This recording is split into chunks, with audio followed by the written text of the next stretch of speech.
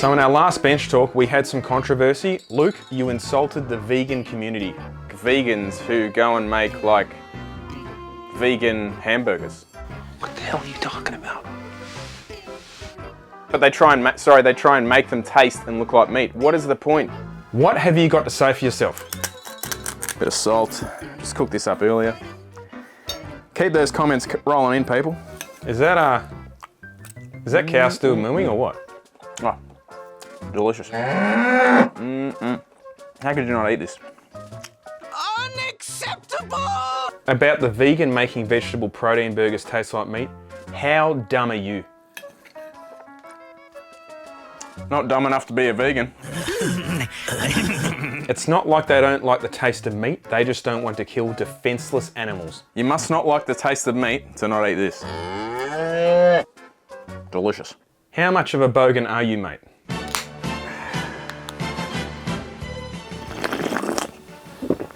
Nothing goes down well with some cow than a VB. This has put me right off contacting your business about getting work done to my car. Oh yeah? I don't know if you've seen Luke's hands. They're smooth, creamy. I don't think they've ever touched a nut and bolt on an engine bay, so I don't think he was ever going to work on your car to begin with. You will get me near the barbecue though. Nothing like don't mind a few barbecue ribs. Come down to the workshop and we'll have some barbecue ribs. Here's a top tip. Sear it at both sides 4 minutes in a cast iron pan. Bang it in the oven at 170 in 10 minutes. Mint. Perfect for Australia Day. Australia Day, aren't you supposed to be eating lamb, Jordo? Apparently, another poor defensive animal. They taste even better, I think. You're not eating that with sauce, are you? Did you say something about sauce? How can you go wrong with a bit of ketchup? Ketchup on steak. Who else does that? I'm like a smart person. Look, it's called dead horse here, mate. Jordan, I'm too preoccupied with my lunch. What is this video even about? It's meant to be about the car sales for 2023 and who won and who didn't do so well. So 2023, record car sales. The record car sale was pretty much worldwide. In Australia, 1.21 million cars sold. Highest number ever. Sometimes they say huge. Of course, the number one selling car was a Ford Ranger, tailgater special. Road Rager. Followed closely by another tailgater special, the Toyota Hilux. So the top two were pretty close. The third place was a fair way behind, but it was still another dual cab, Isuzu D-Max. So top three cars, all dual cabs. That's all people drive here. Diesel is the choice in Australia, that's what you're saying. Dirty diesel is the top three selling cars. Stinking dirty diesel. The air is unbreathable. I tell you what, you go behind some of these things, go, put your windows up. They reek. Can't stand it. Yeah, I don't like it either. But that's no surprise that the most popular cars in Australia are basically what? Dual cabs and SUVs, because that's all you really see on the road now, isn't it? Aren't these massive utes just killing pedestrians daily on the streets? They should not be allowed. Not be allowed. In parking lots, streets, nowhere. Just before we get going, I've got some issues recording because you just hate it when you get some cow stuck in your teeth. Just can't get it out. The only solution is to keep eating it. Like our favourite category, SUVs, they continue to grow. Now, we know sedans and hatchbacks are on the decline, but SUVs and dual cabs made up 78% of sales. Say that again. 78% of sales. What? Which sums up the road. When you're on the road, it's just vanilla trash everywhere. As little as a decade ago, the top two selling cars were a Toyota Corolla and a Mazda 3. So nobody's buying effectively hatchbacks or sedans anymore. A Camry would have been in that mix surely somewhere 10 years ago. I mean, they're just as popular now. There's not a lot of sedans on the market. No surprise, Toyota won this as in the best-selling brand by an absolute mile. Of course! They don't even have competition. They had 17% of all sales. To put that in perspective, how many brands sell cars here? The next highest seller was Mazda of all brands at 8%. And then there's a lot of brands between kind of 5, 6, 7, 8. That kind of. I'm pretty sure they've sold about 200,000 cars in Australia. 215, I think, from memory. Oh. And worldwide, I think Toyota 2023 last year, worldwide, I'm pretty sure they were tipped to sell or build over 10 million cars. Is that right? Something like that.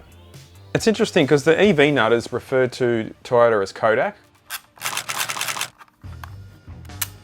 A bit like Nokia in the mobile phone market, yeah? So they're referred to as Kodak because apparently their time's over. Game over, man. It's game over. done and dusted, and they haven't adapted, and basically they're going to be done pretty soon now.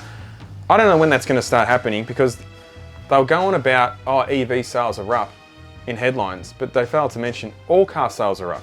And of course EV sales have increased a bit more, but I mean, people are getting a little bit carried away there. Toyota have been criticised because they have not adapted to the ongoing climate emergency. Global boiling. I couldn't resist, and I had to go see some feedback on what the EV nutters think of the top 3 selling cars being dual cabs, and they weren't happy. I'm sure they'd be rapt about it, yeah? Utterly sickening seeing the lead of 2 giant Utes actually light trucks. I mean, they are in the light commercial category. What do they think of like F-150s and Rams and stuff if they're worried about a Ranger and a Hilux? Oh, we'll get to that in a minute. Look, I think we need a Ford Ranger type EV. Obviously, those bigger 4x4 SUV are popular. Yeah, there's LDV making an electric Ute, and it's amazing. A-grade nugget. It's got a huge range, pretty long range on it, and it costs just about 100 grand. So it's pretty good value. 100 grand, Jordan, you don't even get cruise control. The only people buying that is a business or a company to score some green government grant, that's it. No one in their right mind would buy that. It's funny how you see a lot of comments too, and people always relate everything back to how they use a vehicle. So if I'm using it a certain way, they can't see that old mate has a completely different lifestyle, and they're virtually writing comments like, I don't understand why, why do you need that Ute? Why can't you just go, it's always, why can't you just have a small car and then go hire a Bunnings Ute every time you need it? I'm like, this is the most impractical way to live. That is a valid point. However, it doesn't matter. As The Rock says, it doesn't matter. It doesn't matter what you think! What they need it for, if they want a Ute, go buy a Ute. If you want to live in a country where you can't even buy the car you want, move over to China. Personally, if I was going on a country trip, I would take my fold-up bike and try and take the train. There's no way that's a real comment. Now, for starters, if you're taking the train, there's limited train lines. Like, you've got to go somewhere where a train is at least heading in the same direction. At least that way, if I needed to take a bus somewhere, I'll be able to take my fold-up bike on the bus in a bag. You know what's also in his wife's bag? His testicles. Oh boy. Fury erupts over the rising popularity of Utes and SUVs in Australia. Tax these beasts off the road. Now, I saw a lot of comments about complaining about the fringe benefits tax that a lot of people get with the dual cabs, because apparently they're not allowed to use them for a business and the wife's just using it to take the kid to soccer. A debate has erupted amid calls for SUVs and Utes to be taxed off the roads. So straight up, Geordie, the fury and eruption big headlines are technically by the people in the minority, because you've just said 4 out of 5 people are driving a dual cab and an SUV. So exactly, they went on Twitter, saw a couple of sooks, and that's the article. Let me guess, you're going to come in with some industry expert or what? Probably from the Monash University too. So why are more people opting for fuel-thirsty giants like SUVs? Apparently it's a giant now, Luke. Look at the size of the giant! What a road rager. No, but even just an SUV, it's a giant car, killing pedestrians. Look at the look of the stain! The vehicles are widely popular with tradies and soccer mums and baby boomers, and a perception they are safer than smaller cars was playing a part in their dominance. Well, they are safer than smaller cars. I mean, it makes sense. Realistically, which one's going to come out on top in a major accident? Hang on. Apparently, I don't know what I'm talking about, because it says here, all other things equal, a bigger car will cause more damage and hold up better against a smaller car. Well, actually, no, I won't say that. Just cut that bit out, because I was right. I can't even read this, I'm blind. Not only does it cost Australians more to feed fuel-thirsty cars as SUVs and Utes. Oh yeah, it's a diesel. It becomes a notable cost to the environment. Oh, okay. Global boiling. Australians need to change their preference for bigger is better, emphasising the urgency to address climate change. The heat is unbearable. Well, if the author is worried about being in an accident, big car versus small car, I get that. Totally get that. There's only one answer, the author. Just go out and buy yourself a ramp. Modern problems require modern solutions. Look, from backyards to beer consumption, Australians love going big, but it's time to take our feet off the accelerator when it comes to the big cars and foot the bill. Foot the bill. Might have to have a bit more of my vegan steak here. Tasty. I can't even read it. It's nobody's business what anyone drives, just the commies You are an infection. and a few who object the need to shut up and mind their own business. You are the definition of weakness. Suspect the real issue is the drivers and their arrogance, mental health check required. Everything that is wrong with the world is because of fucking you. The majority of people need a mental health check because of the car they're driving. Yeah, okay. I agree with this one. No Aussies have called for this, just idiot greenies and teals with zero idea. So it's always the vocal minority. That is the that's that story done, Geordie, because that is 100% true. Like I keep saying, no one's forcing you to buy a ute. We don't have a rant. However, Jordo, the rumour is that there could be a dual cab entering the Fullboost stable. No! But it's like hilarious that these people wanting to ban these large utes say they are doing so for motorists. Are they saying that people are driving these utes against their own will? Here we go. No, but that's bang on. Dead right. Exactly. It's like they're preaching. I think it's more to do about the climate, Luke. The air is unbreathable. Do you need to be driving that? Like, we got a bit off topic. Well, we didn't off topic about the old typical utes are too big for the roads, but the Speaking of green, you might need to talk about a few EVs or what? Well, the EV fans were apparently loving the 2023 sales results because EV cars made up a whopping 7%, but the headline is they've grown by 161% because, like, which stat sounds better? And pretty good. They made up 7.2% of new car sales, which is up from 3.1 the previous year. The funny thing is I see headlines about them saying EVs make up 16%, and then you look into it and realise 16%. 16% of sales apparently, Luke. They're that high. But then you realise, Come on, don't bullshit me. not only are they including plug-in hybrids, they're actually throwing regular hybrids into the mix. How has a Camry hybrid got anything to do with an electric car? Whoa! It's purely, Well, any car with a battery. yeah. Even though the Camry creates its own little bit of energy and, you know, it can run on a battery for a tiny bit, and it's in there to save fuel. But it's not an electric car as such. But they just want to make their bubble bigger. If you get onto an EV forum or a group, they can't stand hybrid cars.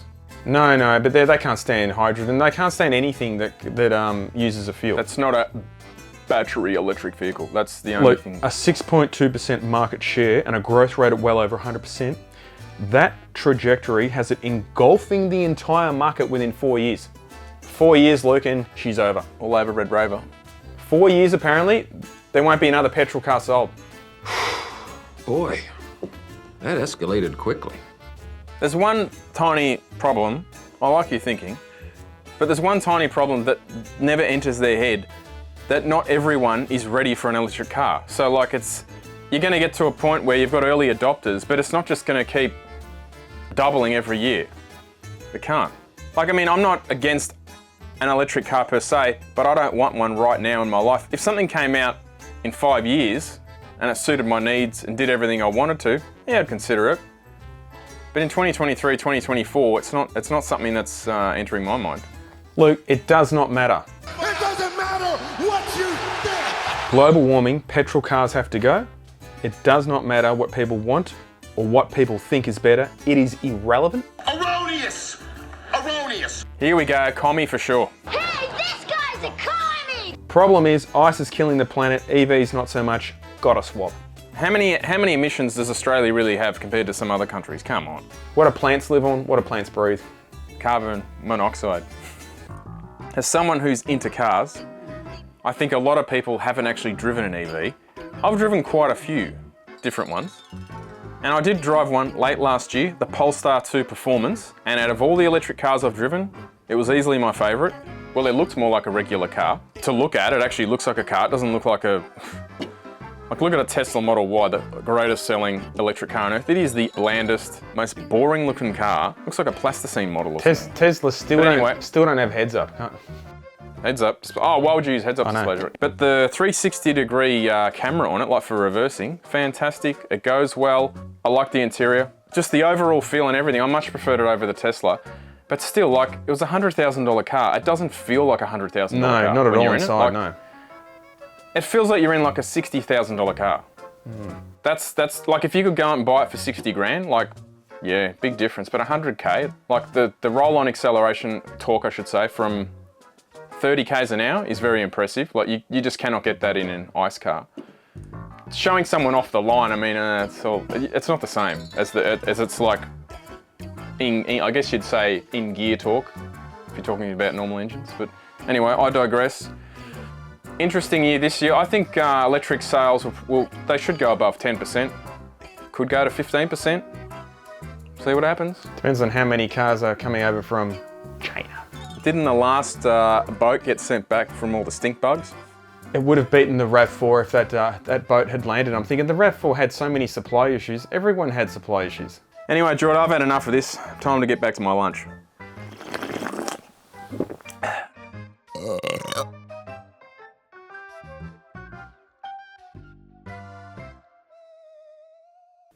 How much of a bogan are you, mate?